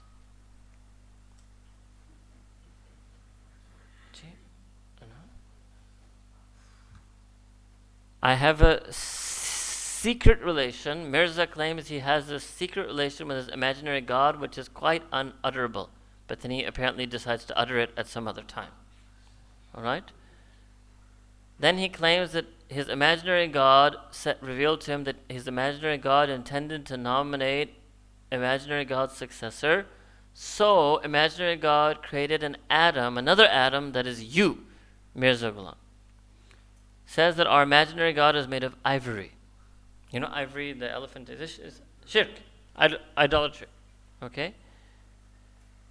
Imaginary God revealed to him that imaginary God praises you, Mirza, in the heavens. Imaginary God praises you and comes to you. So he's trying to claim that he's met imaginary God. Right? I mean, I think any one of these is enough. You know? And there's much more. This was just a selection. There's 20-something volumes of this stuff. Look at that. 22 volumes. He had all of them. He had this whole thing. They're all online now. 22 volumes of this stuff. Okay, this is done. Okay, if you want to see some stuff in the Urdu original, right? Because that was translation. Okay? Watch this. So I'll read it in Urdu and I'll translate it for our non-Urdu speaking audience. खुदा ने अपने इल्हाम में मेरा नाम बैतुल्लाह भी रखा है. Imaginary God has in his revelation to me called me Baitullah, house of Allah. Okay. Now this is how it begins. So first he claims he's a mujaddid. So let me explain that. That is an authentic hadith of the Prophet sallallahu alaihi wasallam that at the turn of the Islamic century, Allah Ta'ala will raise from the ummah a person who does tajdeed, who renews and revives the deen. Maybe he will make some, like they say, discipline-changing work. He will do some great service of the ummah, maybe repel some strange fitna. All right? Okay. So Mirza says, जब 13वीं सदी का आखिर हुआ और 14वीं सदी का ज़हूर होने लगा तो imaginary God ने इल्हाम के ज़रिए से मुझे खबर दी कि तू इस सदी का मुजद्दिद है. When the 13th Islamic lunar century came to a close and the 14th Hijri lunar century was about to start, the imaginary God sent revelation upon me that I, imaginary God, have made you, Mirza, the mujaddid, the renewer of the century. Right? Actually, you should know that in the Islamic doctrine of mujaddid, the mujaddid does not get any ilham from Allah. The mujaddid does not get any revelation from Allah. No mujaddid definitely knows even he is the mujaddid. Ulama of Islamic history have different views as to who is the mujaddid. So even his mujaddid concept is totally different from the Islamic mujaddid concept. Alright? The reason I'm showing you this is I know you're convinced, but I also want to show you that the 90% people, they don't know this, and that's our fault. And you have to show it to them with love and with gentleness and with wisdom, and it's an education. And they have to become enlightened and educated about what actually Qadiani doctrine is. They have to do proper research, honest investigation, what in the university is called intellectual honesty, academic integrity, as opposed to having this false understanding that human rights and liberalism means that without investigating what their doctrine is, without letting their theology speak for itself from their works, we should just accept them to be Muslim, because who are you to say who is a Muslim? Right? I'm not anyone to say about whether anyone is a Muslim, but I'm definitely someone to say about this person whether he's a Muslim. Why? Because of what he has written and preached and taught. Let me tell you something beautiful that my teacher, Maulana Manzoor Ahmed Chinoti Ramta, used to say. Because they also think that the ulama are just, out to kill them. He used to say, "Un par koi ek," I will say in Urdu, then translate it for the English people. "Un par ek haath nahi lagana, ye hamare bhai hain." And he would say that तारीख में उनमें से अक्सर जो जिनको मिर्ज़ा ने कादियानी बनाया, कुछ हिंदू भी थे, कुछ नसारा भी थे, अक्सर सुन्नी मुसलमान थे, लेकिन वो सब हमारे लोग हैं। इनके आबाओ अजदाद को इस ऐसे आदमी ने उनको धोखा दिया। हमने इन पर मेहनत करना है, इनको वापस लाना है। हम इनसे कोई गुस्सा वाला कलाम बात नहीं करेंगे, हमने इनसे प्यार मोहब्बत हिकमत के साथ उनको वापस लाना है, उस धोखा से निकालना है जिस धोखा उनके आबाओ अजदाद को लगा। You understand? और हम करते नहीं, बहुत डर के मारे कि चलो मैं कोई चीज़ बोलूँ, मेरे दोस्त कहेंगे कि ये तू तो बड़े लिबरल आदमी है। अच्छा चलो उन पर खोल दो। बहुत से सेकुलर कादियानी को ये खुद भी नहीं पता है कि उनके जो बड़े थे, उनके जो कादियानी रिलीजन के बानी थे, कि उनके ये चीज़ है, ये भी दजल उनका है। वो अपने लोग, it's exactly what Allah said about the priests, the rabbis of the Jews, that they conceal things in their kitab so that the Jews would not know that the signs that Allah Ta'ala mentioned in Torah about Khatam al-Nabiyyin, Sayyidina Rasulullah were there, and they would have accepted it. So the rabbis hid it. This is exactly what the Qadiani's leaders of today do. I can tell you for a fact that Qadianis do undercover infiltrate this government. I know for a fact that there was some senior level army officer who I can't fully explain to you how I know for a fact on the microphone, but I'm telling you I know for a fact. He was a stealth Qadiani in the army. The other generals didn't even know that this general is a Qadiani. I wonder why. Because there are army officers who are known to be Qadiani, so it's not like if they're known to, they will never promote you. So why would you want to be undercover? It's a question, right? Then they bring things like Zafrullah Khan. Did you put that one? I told you to put that. You didn't put that one. I showed it to you, the Zafrullah Khan Chaudhry. Achha. Zafrullah Khan Chaudhry was also asked that are the Muslims who don't accept Mirza Ghulam as a prophet, are they Muslim? He said, no, they're infidels. He called us Zindiq. He may have been a great foreign minister, but what country appoints a person as a foreign minister who thinks that 90+% majority population are infidels in his country? Show me any Western liberal country that does that. All right? There is a Muslim Nobel Prize winner in chemistry, by the way. This is also a myth that no Muslim has ever won the Nobel Prize. I want you to research this. In chemistry, Arab, I just can't remember his name. There's a Muslim Arab Nobel Prize winner in chemistry. All right? And fine, there's a non-Muslim Qadiani Nobel Prize winner in physics. Fine, right? Winning the Nobel Prize doesn't let you in any way make a claim to the religion of Islam. All right? Khair, okay. So this was where were we? This was Mujaddid, right? Okay. Next is this concept, Ma'mur. Did I translate? I didn't translate with my teacher. So Maulana Manzoor Ahmed Nomani, the way he taught us, he said that I do not in any way advocate any type of violence or hostility or hatred toward Qadianis. Rather, I tell you, my students, that these Qadianis' forefathers, their grandfathers, great-grandfathers, the majority of them were actually Muslim. And they were duped and deceived by this charlatan Mirza Qadiani. And what we should do is reach out to them and with love and wisdom and knowledge, try to elucidate and enlighten them on what the false claims of Qadianism is and bring them back to Islam that they were stolen away from. All right? Okay. Next claim. Main Khuda Ta'ala ki taraf se ma'mur hokar aaya hu. All right? Means that my imaginary God has sent me. Ma'mur, it's some level of, you can say, deputyship. Right? He's starting to build up these words. Nadhir, because this is a word that Allah subhanahu wa ta'ala has used in Quran al-Kareem for Sayyidina Rasulullah sallallahu alaihi wasallam. To Mubashshira wa Nadhira. Mubashshir means he brings glad tidings, yani of akhir of Jannah. Nadhir means he brings warnings of punishment in the fire of Jahannam. Ar-Rahman allama al-Quran litundira qawman ma undira aba'uhum. This is not Quran al-Kareem. This is Mirza's attempt. Like Allah Ta'ala challenged in Quran that bring an ayah if you can like it. So I'll recite it again. You will see. You will tell, even with those you didn't know, you will tell it's not Quran. I can't even, but Ar-Rahman allama al-Quran litundira qawman ma undira aba'uhum. Allahu Akbar. So this is a sample of the revelation or wahi he claims to receive. Okay? So he claims that this was his imaginary God revealed this to him. So translation says imaginary God is, he uses the word Quran, hijacking Quran, calling his own false imaginary wahi revelation what? Al-Quran.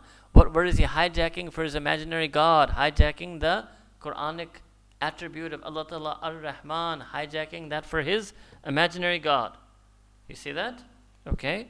So translation, that imaginary God has made this imaginary revelation, has taught you this imaginary revelation so that you can be a person who warns people and humanity. Okay?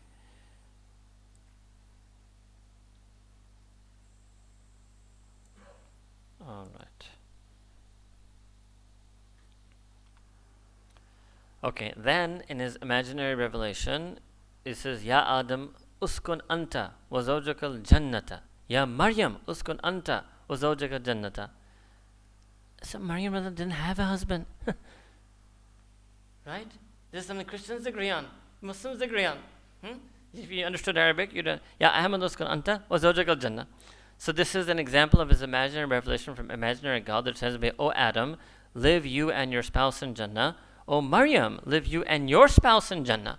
And say the Maryam didn't have any spouse. Right? And O Ahmad, live yourself. And so he claimed he was Adam and Maryam and he's Ahmad. Alright?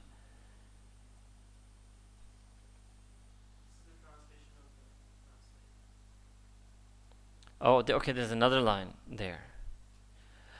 Okay, nafakhtu fika min ladunni ruha sidq. This is just Arabic words using that imaginary God is saying that I have blown into you, false prophet, you Mirza, min ladunni, from myself, ruha sidq, the ruh of truth, the spirit and essence of truth. Okay, so this is there. Okay, this is Ruhani Khazain. Where did it go? Ruhani Khazain, Volume 1. It's not Ruhani Khazain anyway. If you understand Urdu, it's far from Ruhani. All right. Okay, this is there also. This is there as well. Okay, right. There. Okay, this is he's claiming messenger. So he claims that he got this Arabic ilham. Inni fadhaltuka ala al-alameen. That imaginary God is saying to him that we have chosen you, Mirza, over alameen. So if that were true, it's definitely not, but if that were true, who would that include? Sayyidina Rasulullah sallallahu alaihi wasallam is part of al-alameen. So Mirza is claiming this. This is not shadow prophethood. This is something superior. Alright? Qul ursiltu ilaykum jami'a. Proclaim to the imaginary God tells him that imaginary prophet, proclaim to them that I have been sent to you, all of you entirely. Alright? This is also an answer for you to this supposed Lahori group. Oh, we don't believe in him as a prophet. Well, what do you do about this? Right? This is another, little, anyway. Alright.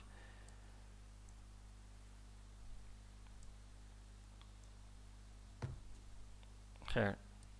Okay.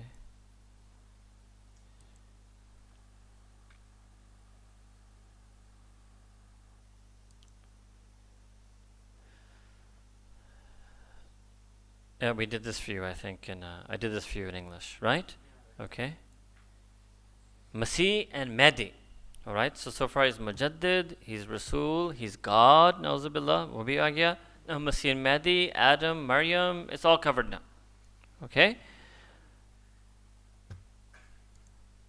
Okay, this you can see now better. Yes? Okay. Basharani وقال إن المسيح الموعود الذي maybe يركبون والمهد المسعود الذي ينتظرونه هو أنت. Oh, subhanallah. So imaginary God has given me glad tidings, and imaginary God has said to me that indeed the promised Masih and the Mahdi is that they all the people are waiting for, huwa anta, is none other than you, Mirza.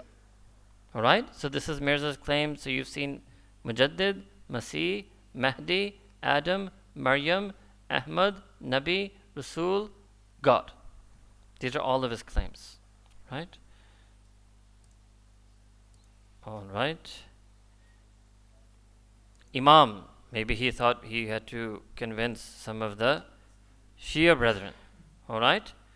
So मैं इस वक्त बेधड़क कहता हूँ कि imaginary God के फजल और इनायत से वो इमाम ज़मा में हूँ. So Mirza says that I say this बेधड़क, without any hesitation, that imaginary God, due to the bounty of imaginary God and his grace and gift, the Imam of the age is none other than me. All right? He's covering all the bases here. Okay, this claim of Zilli Nubuwat, which they love to talk about. Okay. जबकि मैं बरवज़ी तौर पर आ हज़रत सल्लल्लाहु अलैहि वसल्लम हूँ. All right? और बरवज़ी और बरूज़ी? बरूज़ी? क्या मतलब है? ज़िल्ली, बरूज़ी. बरूज़ी रंग में तमाम कमालात मोहम्मदी मा नबूवत मोहम्मदिया के मेरे आईने ज़िल्लियत में मुनअकिस हैं. Who is he claiming? Whose perfection? तो फिर कौन सा अलग इंसान हुआ जिसने अलहदे तौर पर नबूवत का दावा किया? So this is his own writing, Ruhani Khazan. He's trying to say, Ghalti Kazala. He's trying to clarify. So what does it mean in English? He says that because in a shadow sense, in a reflective shadow sense, the beloved Sayyidina Rasulullah sallallahu alaihi wasallam, he claims that I am him, and I have that shadow sense to me that all of the perfections of Muhammad sallallahu alaihi wasallam, along with the prophethood of Muhammad sallallahu alaihi wasallam, has come into my reflected shade. So therefore, how am I some separate person that somebody could say that I have made a separate claim to prophethood? In other words, he's claiming to be a reincarnation, if you will, of Sayyidina Rasulullah sallallahu alaihi wasallam. All right? Remember what Imam al-Ghazali said, that the core thing of belief was about tasdeeq Rasul sallallahu alaihi wasallam and taqdeeb Rasul sallallahu alaihi wasallam.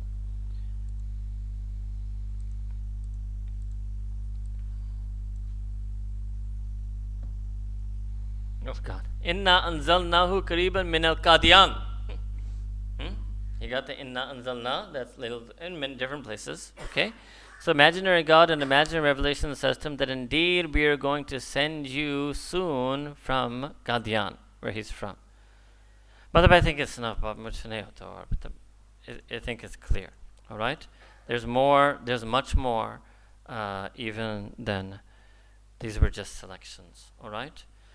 So what you understand from this is what incredible failure has taken place. That when someone who is so clearly, explicitly, without any room for doubt, in a clearly documented manner through his own writings and his own books, has made such extravagant claims repeatedly in numerous ways, in numerous language, still can there be even one Muslim on earth who is left confused about this issue? Is Qadiani Muslim or non-Muslim, or they're just a sect? How is it possible that this confusion still exists? So clearly it's a failure on our part. right? But the clever satanic Dajjal is that people are shy and their voices are silenced because they think. And so this is a sinister use of, otherwise there are many noble things about liberalism, but this is a sinister use of tolerance and liberalism that has silenced people from speaking out against the false religion of Mirza Qadiani, right? And this is also a very good example to show you that this is why we have to be watchful and wary and completely conscious and cognizant of this surreptitious way that certain Western values can come and corrupt our ability to either understand religion or our ability to defend our religion. All right?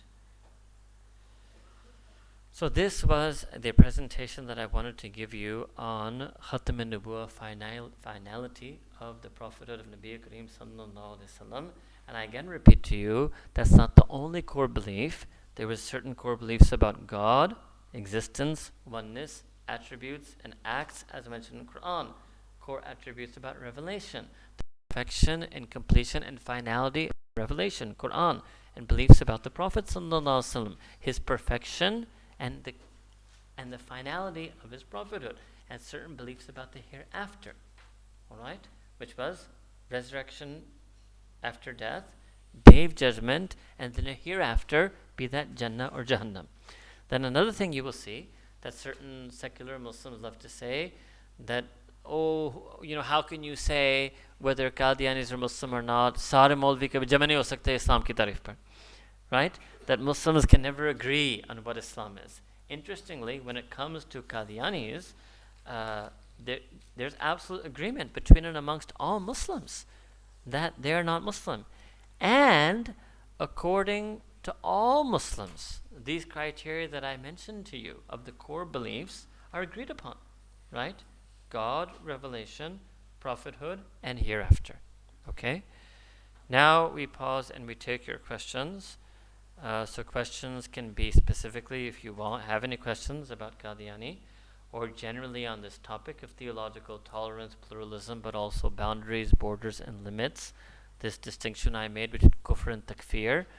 What particular aqidah we will proclaim as unbelief, but we may not declare that person to be an unbeliever because we think they're sincerely misguided, as opposed to a person who is zindiq, who is deliberately twisting, misrepresenting, and misguiding, or in this case, hijacking Islam. And then also remember that it's done in a completely non-violent way, and they have complete equal rights as citizens in Pakistan. And as far as their freedom of religion goes, that depends whether they renounce the claim to Islam. If they renounce the claim to Islam and accept their another religion, we'll even give them the minority seats quota in parliament that is given to for non-Muslims, right? But if they insist and continue to claim they're Muslim, then they will not be given freedom to practice religion publicly. They will be given freedom to practice it privately in their own confines of their own homes. All right?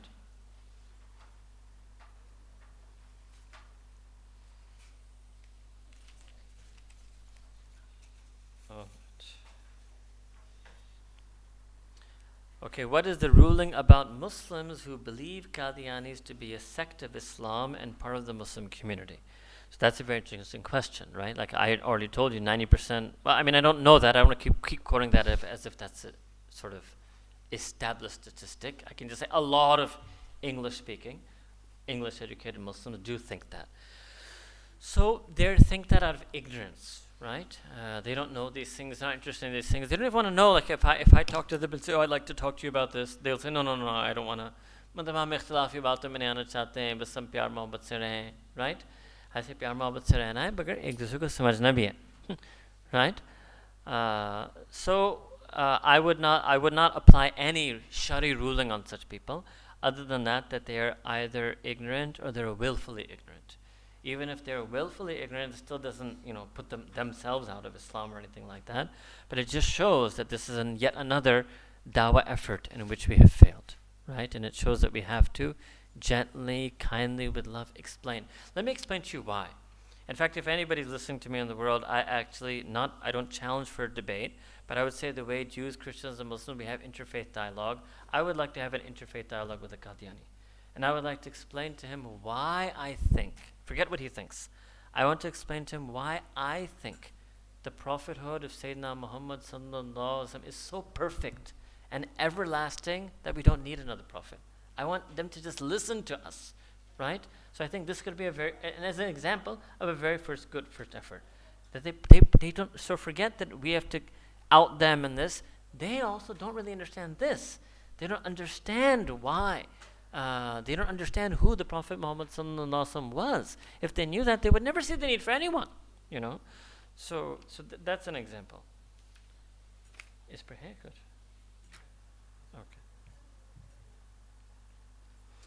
Okay, yeah, this is very important. What about innocent women who fall in the trap of Qadianis? I have heard of multiple, I can't read the next word, reports of Qadianis marrying refugee Muslim women. What is the responsibility of Muslim Ummah in this regard?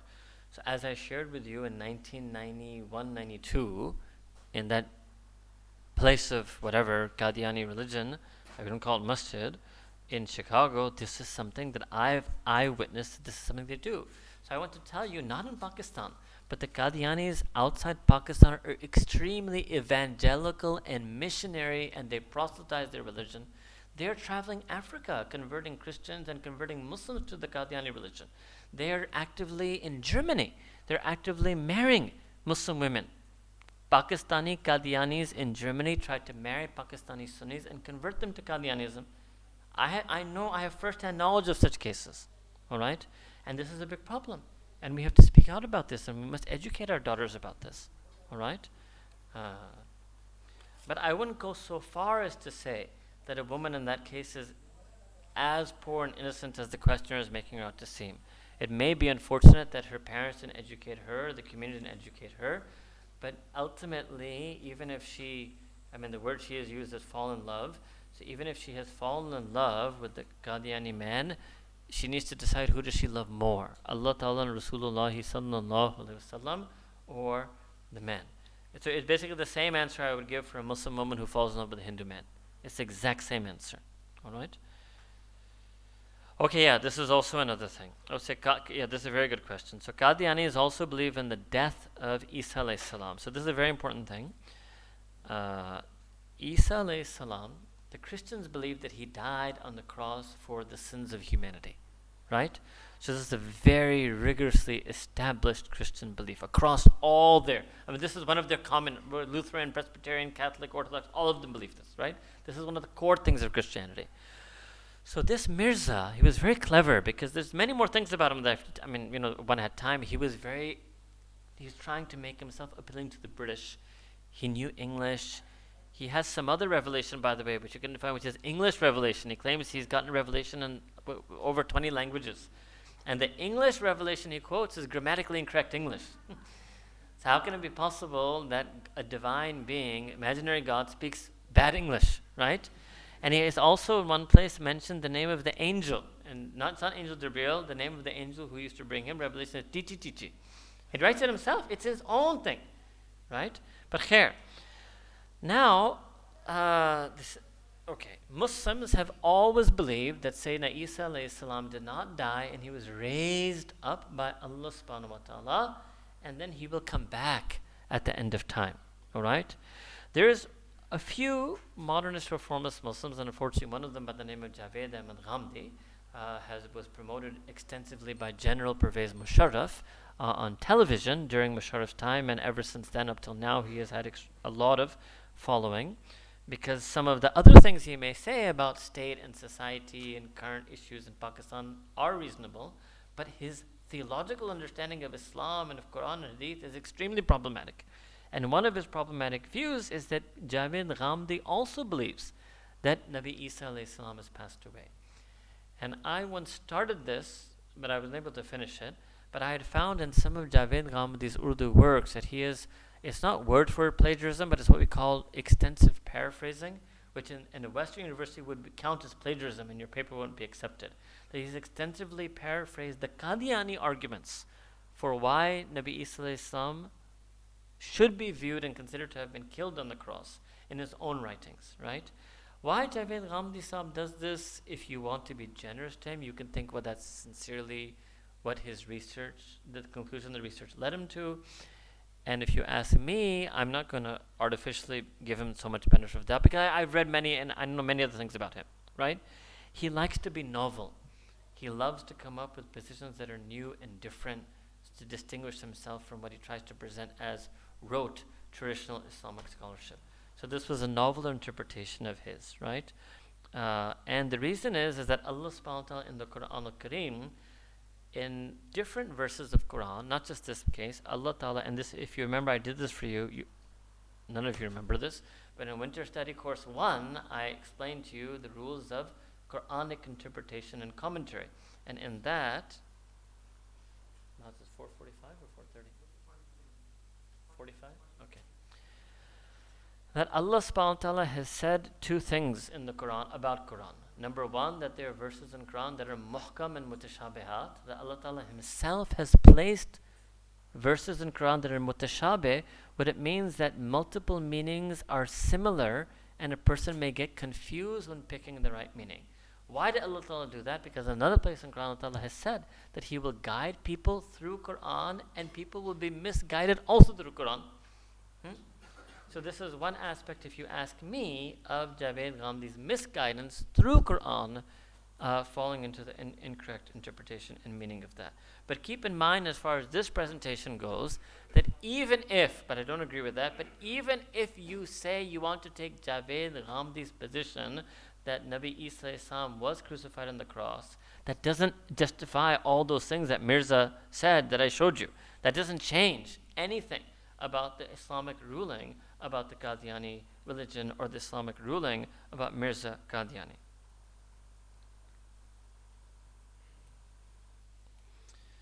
So this issue about, so if the Qadianis accept that they're not Muslim, I repeat again that if they accept openly that they are not Muslim and they are a new religion and they completely and forever abandon any and every claim to Islam, then they still will not be allowed to preach, right? But they would be able to open a place of worship for themselves. Okay, that is the most I could stretch it for them. In reality, though, I'll be also honest with you, if they ever did that, the ulama would, if it was me, right, if I was the Qazi, I would say I'm going to watch you for 10, 15, 20 years first, right? And see that this is real. After that, then a greater council would sit and discuss whether they should even be allowed the freedom to practice openly. Reason is that their form of practice outwardly resembles Islam so much that if you allow them to practice openly, not preach, but practice openly, even if they say to the whole world we're not Muslim, it may still lead to a misimpression and somebody could be misguided that maybe these are some kind of Muslim. So in that case, perhaps we would restrict even their public practice of Islam, even if they accept themselves to be non-Muslim. And then there's another issue which somebody hasn't asked yet, or maybe somebody had asked and I come to it, is what about a person who is Muslim and converts to Qadianism? Well, that person would then be an apostate, and I discussed some things of apostasy with you earlier, but if they, on top of converting to Qadianism, insist that Qadianism is Islam, then a more severe ruling would apply to such a person. But what exactly, these are the ones that are done, so don't put that here. What exactly that ruling would be, again, that would be something that the Muslim scholars and the state and judges would have to think about, and they would have to factor in, because I told you I do believe in factoring in the 21st century context and many different things, okay? Is there a difference between Murtad and Zindiq? Yes, Murtad is the person who was Muslim and voluntarily chose to leave Islam. Zindiq is a person who may have, from the very beginning, had beliefs that are in direct contradiction with Islam. How does one distinguish if they themselves are not from the extremist outliers, like the extreme Wahhabis and the extreme Brelvis? So one way you can, the sign of these extremists is what Imam Ghazali said, and actually I did want to comment a bit on that slide, is that they hold one view to only be the definite truth. And he said that the only individual who is infallible is the Prophet sallallahu alaihi wasallam. Right? Now, when he said that, I wanted to, let me see if I can open this for you again, because there's a very important thing in there that I have to highlight to you. When he specifically says individual, what he's not saying is group. So let me explain this to you. It's a very important concept. Where is it, and can I find it? Okay, this slide. You can see it? All right. Now, who alone is exempt from committing errors in doctrine and through whom alone Iman obtains. So, when you're talking about a single individual, the only individual who is infallible is Sayyidina Rasulullah sallallahu alaihi wasallam. However, then you can have a collectivity of individuals. So the way human beings in other fields also, not just religion, the way we remove the fallibility of individuals is to have a collective effort. So for example, I did this for you 2 years ago. That if, let's say, I flew on the plane a few days ago from Lahore to Karachi, all right? There's no mechanic or engineer who is infallible, who can examine the aircraft and check it for mechanical faults, right? But we take off anyway. Why? Because it wasn't left to an individual. There's multiple engineers and mechanics in the world who make protocols for aircraft inspections. There's not just one, but there's a whole team on the ground who does those aircraft inspections. There's not just one, but there are multiple people who constantly train and renew the training and upgrade the certification of those inspectors. So the more and more people are involved and the more processes are involved, so that leads to polarity, right? You can still never eliminate all the fallibility, but you can keep reducing the fallibility so that it becomes negligible. This is the concept that the Prophet ﷺ was referring to in that hadith on the one safe sect, that is al-jama'ah. So some have taken al-jama'ah to mean the majority, the plurality.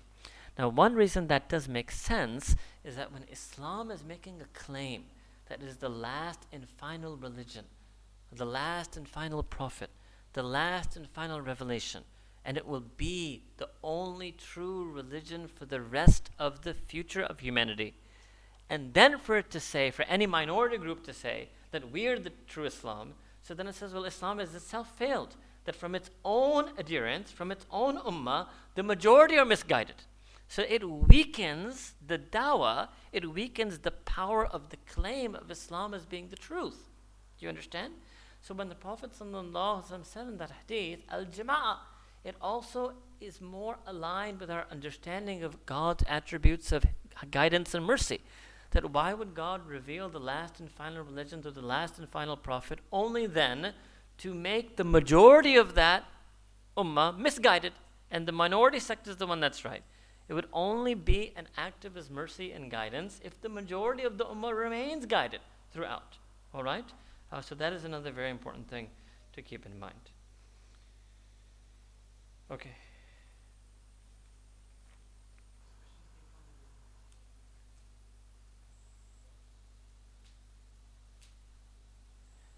Yeah, so I've discussed this. What about people who are, and you're still writing them as Ahmadis, Qadianis or Mirzais? What about people who are, we are Ahmadi, we are Muhammadi. We alone have the right to say we're Ahmadi and Muhammadi. All right? Khair, but actually, this is why Allah Ta'ala in our religion did not pick a name that is based on a personality, like Christianity for Christ. Allah Ta'ala does not want this deen to be known, no matter His infinite love for Nabi Kareem Sallallahu Alaihi Wasallam. But the name of our deen is Al-Islam. Inna deena indallahi Al-Islam. Indallahi Al-Islam. Alright? Khair. What about those Qadianis who they themselves don't know about their own core teaching? So I've mentioned that, that we have to gently invite them to that. We need to have good public, and a lot of the writings that the ulama have written on Qadianism, you can't give that to a Qadiani because it's a bit too strong in its tone. It's not going to convert a person, right? So we need to have a certain type of, engagement with them Dialogue with them, right? And you should try to do that if you're strong enough and knowledgeable enough in your deen to do so. Can we call them and meet them? Yes, you can call them and meet them, and you can be friends with them as long as they are not in any way like that friend of mine, like I told you, took me. After that, me and him, our friendship ended. I mean, there's no question of me ever going. Even then, I had enough sense. And believe me, the person I was would be much, even now I am, but then definitely lower than the person who asked this question. But even then, I had that much sense. I didn't hang out with that person anymore, right? Okay, so I've answered this question about friendship with Qadiani. So you can be friends with them. So let me explain this. There are different levels of friendship and different words for friendship that are mentioned in Quran al-Karim. Rafiq, wa hasuna ulaika rafiqa. Wali, don't take the non-believers as your awliya. Alright? Okay, so these are Khalil, who is your al-maru ala dini Khalil as-hadith, very intimate companion. So you cannot take this to this level of intimacy in our deen, because obviously religion operates in its own framework. It means spiritual and religious companionship. So you cannot take for your most deep, close, religious, spiritual, confident companion on the journey to seek the pleasure of God, a Qadiani.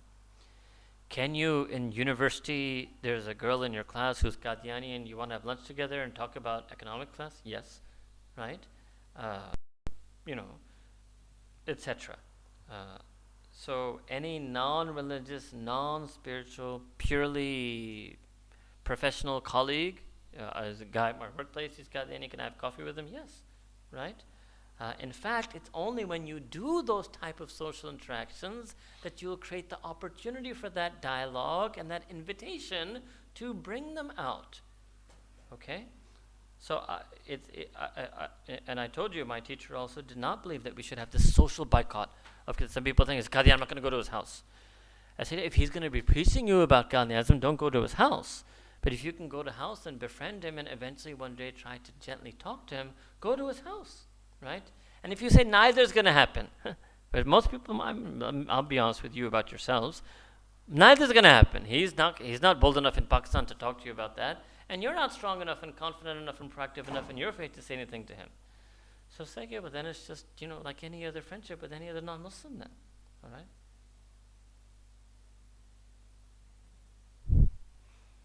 Then. Okay.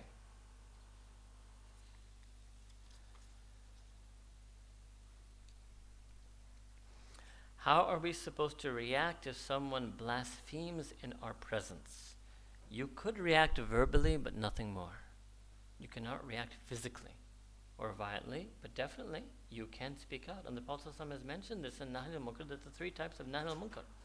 One is through action, one is through voice, and one is through heart. All right?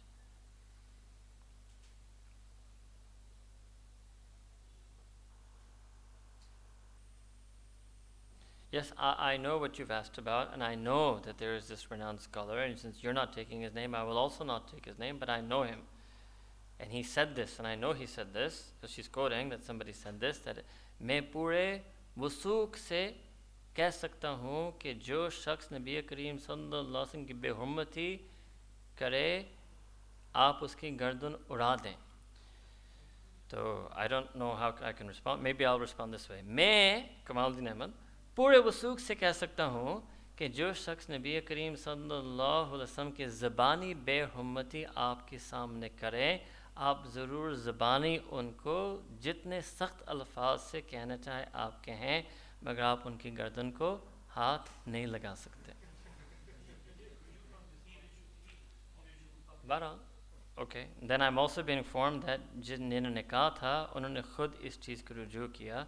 पर ये भी आपको बताऊं, पाकिस्तान में रुजू कभी इतना नहीं फैलता. हाँ, तौबा और रुजू इस्लाह वो नहीं फैलता, जो असल निज़ाम है वो ही रहता है. हाँ, that's Pakistan.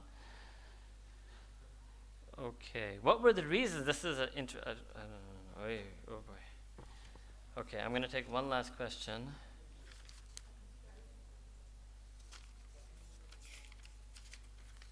Because we have to go for Asr Salah. Khair, to the one last question, what were the original reasons that those early Muslims in the time of Mirza Qadiani accepted his preaching? Well, this is a very good ibrat for us, all right? You know, it comes in hadith that Dajjal will not be able to enter the hudood of Haramain Sharifain, the wider hudood. So you may know that when you're traveling from Jeddah to Makkah, they used to have this picture, not picture, but sort of bridge of Quran, and it would say, they said the hudud of Haram starts here. Those hudud, to which a non-Muslim can't go, right? Which again, same thing as in Medina Munawwara. Dajjal will not be able to enter those places. However, it comes in hadith that there will be some Muslims inside Medina Munawwara who will be so deluded and duped by Dajjal, they will leave the sacred precincts of Medina Munawwara, exit from hudud of Medina, and join him. So if there are Muslims in the future in Medina Munawwara who will not be able to resist the Dajjali fitna, so this is a lesser fitna, people won't be able to reduce it. This is the nature, that there are lesser Dajjals and lesser Dajjali fitnas that Muslims fall into. You know, after 9/11, there were Muslim women in America who took off their hijab, and Muslim men who maybe stopped praying at work, you know, because it was a fitna for them, right? And they weren't strong enough. And this is why, you know, Sayyidina Rasulullah, he sallallahu alaihi wasallam also made dua. Although fine, it was taliman to teach us, but it was also isalat, and he was also making dua that, oh Allah, I seek refuge, Allahumma inni a'udhu bika min fitnat ad-dajjal. Because he knew it was such a big fitna that his tabiyat, his heart felt when Allah Ta'ala revealed to him the enormity of that fitna, that he also felt like seeking refuge from the fitna of Dajjal. So Mirza Ghulam, and that's why, and I'm going to end on that is why, again, that the current contemporary Qadianis, and 90% of them who were born into the Qadiani religion, their forefathers were duped. A great tragedy, a great con job was done to them. And they're worthy of our pity, our compassion, our mercy, not of our anger and hatred and violence. All right? Okay. Jazakumullah khair, Jazah. But tomorrow and the next year, easier topics for me. This was touchy stuff that I touched. Alhamdulillah. Morning, this is alhamdulillah pure deen. There's nothing touchy about this issue of Khatam an-Nubuwah. And in your own way, only with wisdom, you know, basirat and hikmat, you should gently try to share these things. Right? Jazakumullah khair, Jazah. وآخر دعوانا الحمد لله رب العالمين سبحانك اللهم وبحمدك. Assalamu alaikum. Inshallah, Sheikh Sahib will be doing a bayan tonight at 28A Adamji Nagar. That's one street away from here after Isha. आज रात 8:30 बजे इंशाल्लाह इशा के बाद 8:30 बजे शेख साहब का बयान है. 28A आदमजी नगर, इधर से एक गली दूर है. जज़ाकुमुल्लाह खैर.